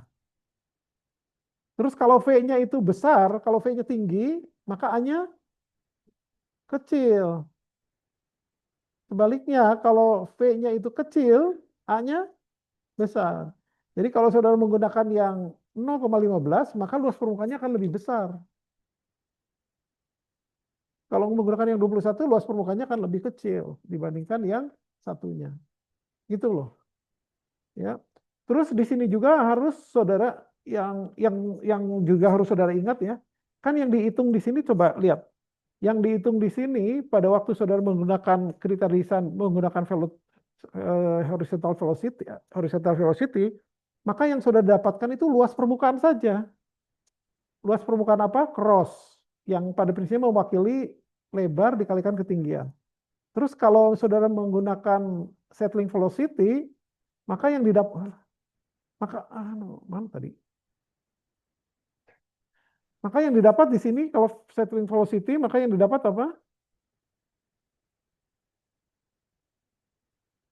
Maka yang didapat adalah A survei saja yang pada prinsipnya adalah panjang kali lebar. Tapi kita kan tidak tahu. Kita cuma tahu panjang, bukan, kita cuma tahu A surface-nya berapa, kita cuma tahu A cross-nya berapa. Tapi kita tidak tahu secara detail P-nya berapa, L-nya berapa, terus H-nya berapa. Kan gitu kan? Terus bagaimana supaya tahunya? Nah, ini lihat. Ada kriteria desain yang lain itu waktu detensi. Kenapa waktu detensi? Karena waktu detensi digunakan untuk menentukan apa? Volume. Karena debit itu pada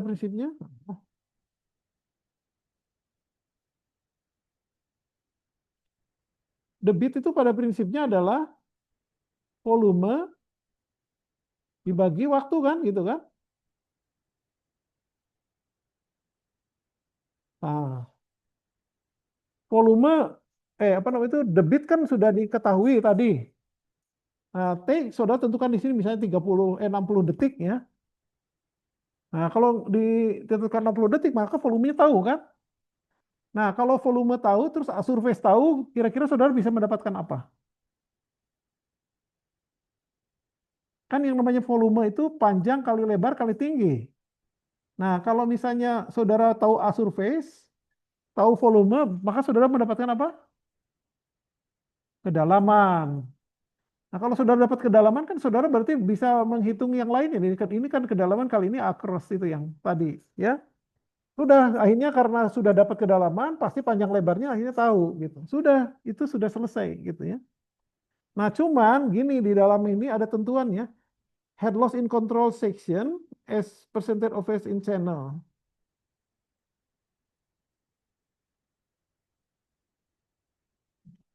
Jadi di sini gini ya, ketika saudara ingin menghitung berapa head loss yang terjadi di dalam sistem grid chamber ini, maka saudara bisa memperkirakan sekitar 36% dari kedalaman channelnya. Jadi kalau misalnya tadi dihitung ya kedalaman channelnya itu kurang lebih berapa? Misalnya 1 meter misalnya, maka head loss yang terjadi pada saat malam itu kurang lebih sekitar 36%-nya dari 1 meter itu. Itu intinya. Terus yang kedua, di sini disebutkan juga ya, kalau nanti saudara sudah dapat panjang, dapat lebar, dapat kedalaman dari bat, maka panjang itu harus ditambahi sekitar 30% lagi. Misalnya hasil perhitungan saudara panjangnya itu harus 15 cm ya. Maka harus ditambahi 30% dari 15 itu yaitu 5 meter. Sehingga panjang totalnya adalah 20 meter. Kenapa demikian? Karena menurut ketentuannya ini adalah untuk mengeliminir pengaruh ya turbulensi pada sistem onlet dan outletnya.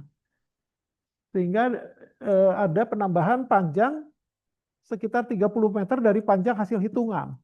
Jadi kalau hasil hitungannya tadi 15 meter, maka panjang baknya sendiri akhirnya harus 30% kali 15, yaitu sekitar 5 meter. Jadi 5 meter ditambahkan 15, jadi totalnya 20 meter ya. Ngerti nggak kucing? Kok kamu bisa jawab? Saya bilang ke kucing kok yang lagi kuliah di sana. Nah, soal gambarnya kemudian seperti ini gambarnya ini ya, yang tadi saya sampaikan, gambar grid chamber itu seperti ini. Jadi yang penting saudara harus tahu dulu tadi berapa panjang lebar tinggi. Setelah itu panjangnya ditambahi. Kalau sudah seperti itu, terus langkah apa lagi yang harus diketahui? Nah, tadi sudah dihitung head loss-nya. Ya. Nah, terus yang terakhir yang harus saudara hitung adalah berapa kira-kira jumlah pasir yang akan terendapkan. Nah, dengan menghitung berapa kali dalam satu hari misalnya, atau berapa pasir, berapa kali pasir akan ditambah dalam satu minggu, atau misalnya ya, tergantung frekuensi yang akan saudara tentukan untuk menguras pasir yang terendap di bawah ini, maka saudara harus menghitung berapa jumlah pasir yang akan terendapnya. Ngerti nggak? Misalnya ya, dalam satu hari pengolahan, pasir yang terendap itu misalnya akan dihasilkan 35 meter kubik misalnya. 3,5 meter kubik misalnya. Terus saudara ingin membersihkan pasir itu setiap 2 hari. Berarti saudara harus menyediakan storage-nya berapa?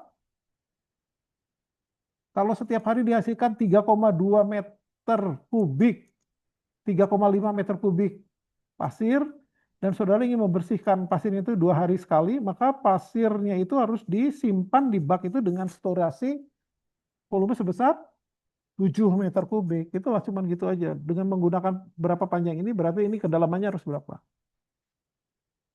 Gampang sebetulnya menghitungnya ya. Nah, jangan jangan hanya dibayangkan bahwa yang horizontal itu berbentuk persegi panjang seperti ini ya, seperti yang gambar sebelumnya ini. Horizontal juga bisa berbentuk apa namanya, silinder, seperti silinder ini. Memang kalau bentuknya di sini seperti kotak, tapi dalamnya itu ya, sebagian berbentuk silinder ini, seperti ini gambar 3 dimensinya. Ya, dan ini menggunakan sistem reciprocal untuk sistem pengumpulan ininya ya, untuk pengumpulan apa, pasirnya. Biasanya ini dibeli ya. Ada industri yang menjual khusus tentang raknya itu. Jadi yang saudara perlukan cuma menghitung berapa kapasitas pasir yang harus saudara ambil dalam dalam proses ini, berapa kali ya nanti mereka itu kan ya, mereka buatkan sistem racknya itu dipasangkan. Jadi pasir yang sudah terendap ini di bagian bawah itu kan di scrap, terus dia akan mengumpul di satu sisi ini, kemudian diangkat ke atas oleh rack sistem reciprocal rack ini. Nah, ini tentang aerated grid chamber ya. Eh, Pemahaman kita kan kalau pengendapan itu terjadi dengan cara apa? Dengan cara kondisi di mana aliran itu harus laminer, harus tenang gitu ya, agar proses pengendapan bisa berjalan dengan baik. Tapi pada kenyataannya justru di dalam sistem pengendapan grid chamber, kok ada yang diaerasi gitu ya? Apakah aerasi tidak menyebabkan turbulensi? Dalam satu sisi jawabannya iya bisa terjadi turbulensi, tetapi di dalam hal ini ketika kita membuat sistem aerasi di dalam aerated grid chamber ini, aerasi itu diatur sedemikian rupa sehingga bisa mengarahkan partikel pasirnya menjadi mengendap lebih banyak. Caranya bagaimana? Ini coba saudara lihat ya. Pertama, apabila saudara lihat dari gambar ini ada 2 bak ini. Ini ada 2 bak sebetulnya ya. Ini bak 1, bak A, ini bak B ya. Coba diperhatikan ya, airnya tuh masuk dari sini, dari pinggir, ya jadi dari sini, masuknya tuh dari pinggir, ini dari sini, dari masing-masing airnya masuk, terus kemudian ini dari sini ya, ini tuh masuk sebetulnya ke sana, terus ketika ini masuk, nah, di sini ada aerasi, ini ada bubbles, ya di sini bubbles, bisa kebayang nggak kalau misalnya ada air dimasukkan ke arah sini, kemudian di sini ada dorongan bubbles, apa yang terjadi? Dia kan akan cenderung gini kan ya, balik lagi. Tapi karena airnya mengalir kontinu, jadi dia akan terus ya, akan terus naik ke atas, terus nanti karena bubblesnya itu atau katakanlah aerasinya itu di sepanjang sebelah kanan di sini, di sebelah sepanjang kanan di sini ya, di sepanjang ini ada bubblesnya, jadi dia akan naik lagi, turun lagi ini, naik lagi, turun lagi. Nah, tapi itu menghasilkan jalur yang helix gini ya, makin ke depan karena alirnya kontinu terus dan dia mencari jalan keluar kan, terus keluarnya ke sini. Nah, apa yang terjadi pada saat terjadi kondisi di mana dia tuh berputar seperti ini ya, membentuk alirannya helix tadi, pasir-pasirnya itu akan sebagian terbentur dengan dinding-dindingnya di sini. Atau kalau yang kebetulan kedorong ke bawah, dia tidak bisa naik lagi karena berat gitu ya, jadi akan terbentur. Jadi proses inilah yang kemudian menghasilkan pengendapan pasir yang lebih banyak daripada yang kalau didesain tanpa adanya aerasi ini gitu. Jadi aerasinya hanya dilakukan di satu sisi dan masukkan air limbahnya juga didesain sedemikian rupa sehingga terjadi pembelokan aliran yang pada prinsipnya kemudian menimbulkan tumbukan dengan dinding dari bak dan itu menyebabkan semakin banyak pasir yang mengendap. Demikian juga yang B ya, B juga masuk dari sini, masuk dari sini terus karena di sini ada bubbles, ya dia akan terdorong kembali lagi terus kemudian ke sana lagi terus gitu ya sampai sampai ujung sana. Ya, gambar yang bagus ya ini tadi.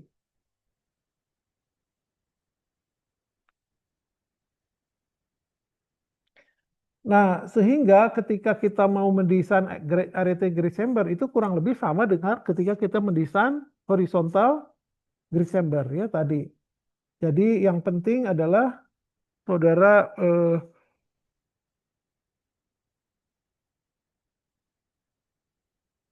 maaf ya, saudara tahu ininya gitu ya, apa itu berapa waktu tinggalnya, kemudian di sini ada panjang lebar harus banding berapa, eh, lebar atau kedalaman dengan lebar, kemudian panjang dengan lebar itu harus memenuhi rasio tertentu ya agar terjadi proses yang tadi di dalam aerated lagoon ini untuk aerated grid chamber yang membuat aliran itu menjadi seperti helix gitu ya, berputar-putar. Nah, di sini desainnya itu juga kalau lihat dari waktu detensinya cuma 2,5 atau tipikal ya 3 menit saja. Cepat kan? Sementara kalau nanti di bak pengendap biasa itu sampai 2 jaman, 2,5 jamnya. Ini hanya bermenit-menit saja, 1 sampai 3 menit saja. Oke ya, terus jumlah udara yang harus disuplai per meter panjang, per meter lari ya. Artinya kalau ini panjangnya dari sini ke situ 8 meter, nah kira-kira berapa yang harus disediakan suplai itunya. Kalau misalnya kita milih 0,4, 0,4 kali 8, sehingga total air supply yang harus dikirim adalah 8 kali 0,4, gitu, 3,2. Gitulah kurang lebih ya. Nah, sedangkan vortex Gauge chamber seperti yang disampaikan, dia memanfaatkan gaya sentrifugal akibat perputaran itu seperti itu dan tentunya gravitasi ya. Jadi kalau lihat vortex itu kan gini ya, yang saya suka itu. Hmm, oh, kurang miring ya. Jadi kalau kita memasukkan ini terus kemudian di tengahnya itu ada semacam silinder ya yang membatasi. Maka apa yang terjadi kalau air limbah apa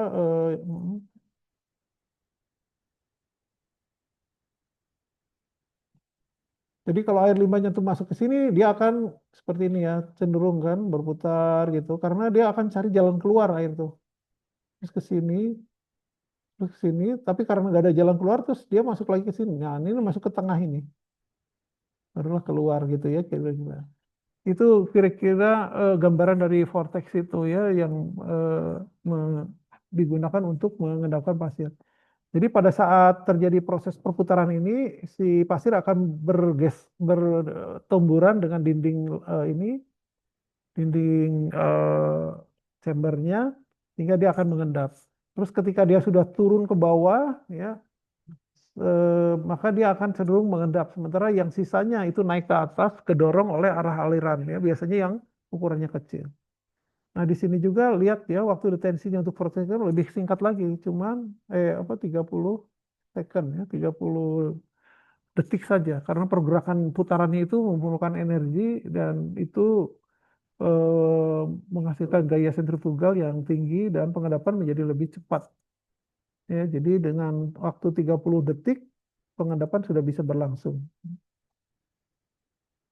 Terus diameter yang di bagian atas yang ini tadi yang di sini ya. Ini sekitar berapa sih? 1,2 sampai 7. Tapi yang di chambernya itu di bawahnya. Jadi yang ini diameter ini yang di atas dengan diameter yang di bawah sini gitu ya bandingannya sekitar itu.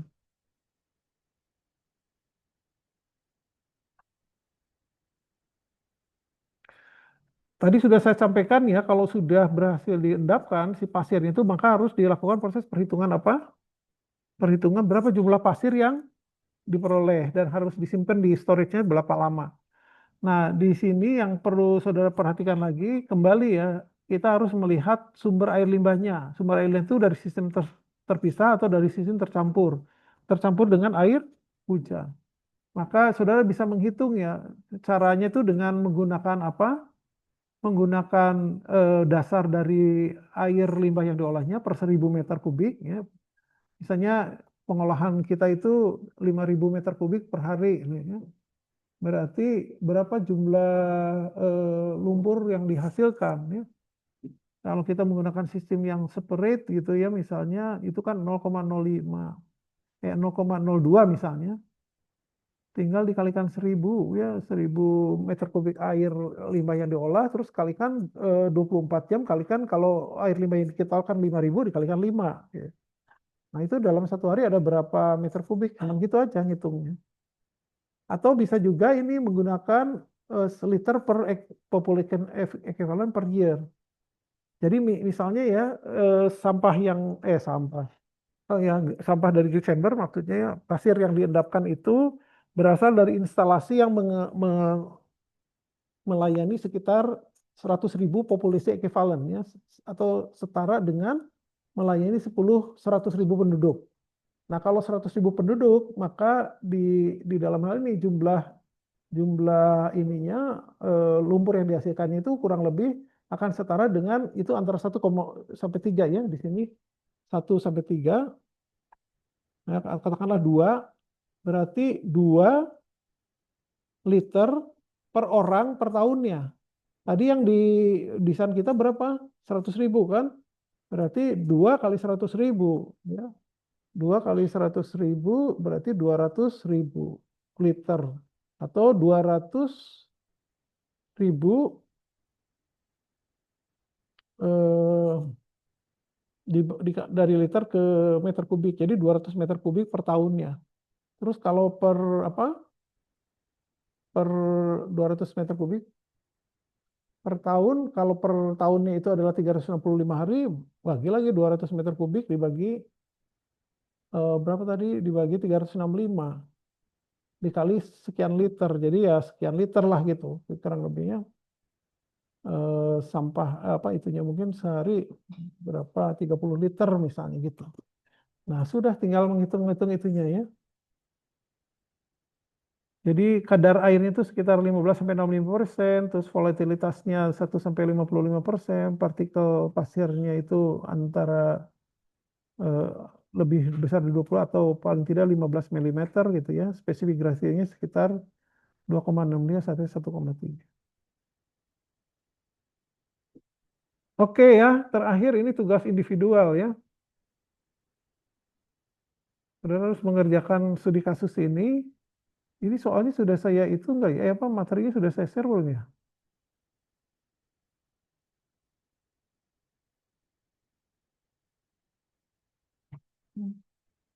Sudah ada jawabannya.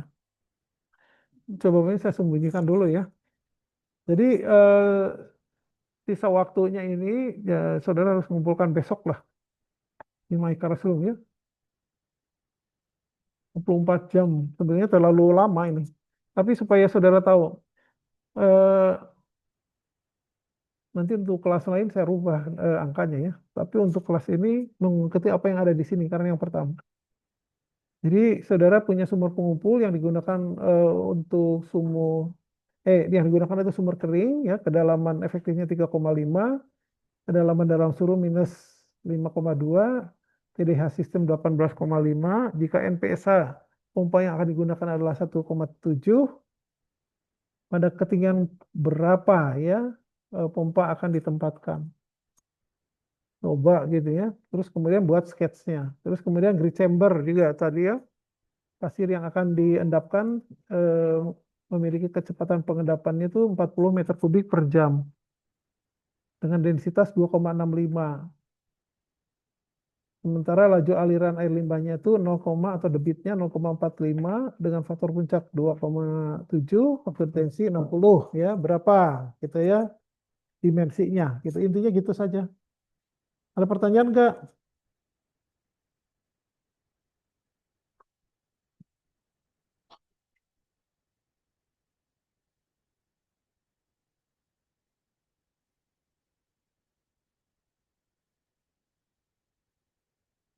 Oke, kalau tidak ada selamat mengerjakan ya. Nanti dimasukkan di dalam My Classroom jawabannya ya.